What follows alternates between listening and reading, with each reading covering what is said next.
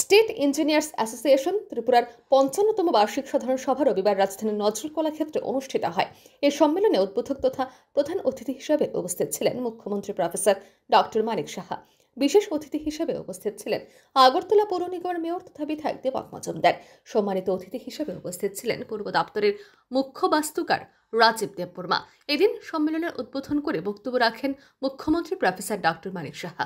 মুখ্যমন্ত্রী বলেন, নির্মাণ কাজে টেন্ডার বা পদ্ধতিগত কারণে সময় লাগবে, কিন্তু কোনো কাজে যেন গ্যাপ বা শূন্যতা না থাকে।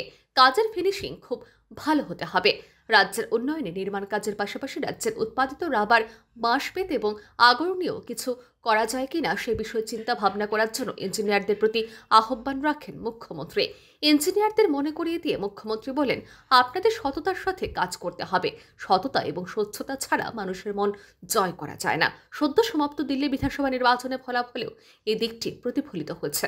মুখ্যমন্ত্রী আরও বলেন, রাজ্যে এখন ইঞ্জিনিয়াররা স্বতন্ত্রভাবে কাজ করতে পারছেন সংগঠনও। আগে সংগঠনে কে কোন পদ পাবেন তা বাইরে থেকে বলে দেওয়া হতো। আমাদের সময় এই নীতি নেই। সংগঠনের সদস্যদের সিদ্ধান্তই সব। এই ধরনের পলিটিক্স আমরা করি না বলে জানান মুখ্যমন্ত্রী। অত্যন্ত খুশি আজকে এখানে এসে আপনাদের সাথে পরিচয় হলো। গতকাল আইএমের একটা কনফারেন্স ছিল, ইন্ডিয়ান মেডিকেল অ্যাসোসিয়েশন, তাদেরও বহু পুরনো অ্যাসোসিয়েশন।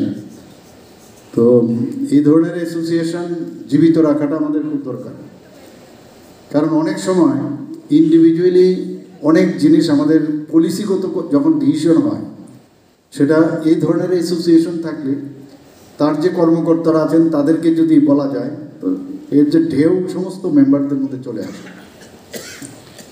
অনেস্টির সাথে আমাদের কাজ করতে হবে, কারণ বারবার আমরা যেটা বলছি, অনেস্টি ছাড়া এবং ট্রান্সপারেন্সি ছাড়া মানুষের মন জয় কোনো অবস্থায় সম্ভব নয়। এবং সেটা দিল্লির রেজাল্ট দেখে আমরা কিন্তু বুঝতে পারছি, মানুষ সব দেখে, সব বুঝে। এবং একটা সময় ছিল কোন অ্যাসোসিয়েশন প্রেসিডেন্ট কে হবে, সেক্রেটারি কে হবে, সেইগুলো একটা দুর্গের থেকে বলে দিত যে এই প্রেসিডেন্ট হবে, এই সেক্রেটারি হবে। আমাদের সময় এইসব না, মেম্বাররা যারা যা ডিসিশন নেবে সেটাই। সম্মেলনে বিশেষ অতিথি হিসেবে বক্তব্য রাখেন আগরতলা পৌর নিগমের মেয়র তথা বিধায়ক দীপক মজুমদার। তিনি জানান, রাজ্যের উন্নয়নে সবচেয়ে বেশি ভূমিকা রয়েছে ইঞ্জিনিয়ারদের। আপনারা পরিকাঠামোগত উন্নয়নের সাথে সরাসরি যুক্ত রয়েছেন। কেন্দ্র ও রাজ্য সরকারের প্রকল্পগুলি বাস্তবায়নে আপনাদের ভূমিকা রয়েছে। মেয়র আরও জানান, 2018 সালের পরে সবচেয়ে বেশি পরিবর্তন হচ্ছে রাজ্যের আইন শৃঙ্খলার।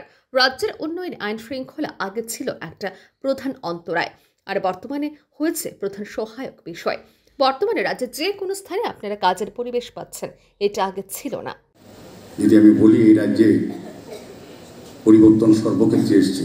এখানে স্বাস্থ্য বিভাগের বিষয়টা অনেকটা দেখিয়েছেন, কৃষি, পর্যটন, শিল্প এবং সার্বিকভাবে যেটা সবচেয়ে বেশি পরিবর্তন হয়েছে এটা হচ্ছে আইন শৃঙ্খলা, যেটা আমাদের উন্নয়নের সবচেয়ে বড়। আগে ছিল বাধা, এখন ছিল সহজতর রাস্তা।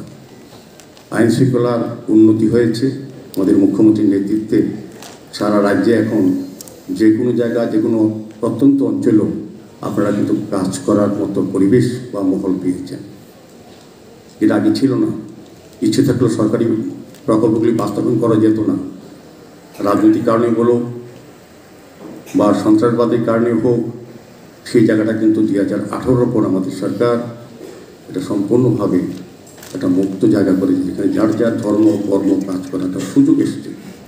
এদিন স্টেট ইঞ্জিনিয়ার্স অ্যাসোসিয়েশন ত্রিপুরা ৫৫তম বার্ষিক সাধারণ সভার শুরুতে স্বাগত ভাষণ রাখেন সংগঠনের সাধারণ সম্পাদক সত্যব্রত দাস।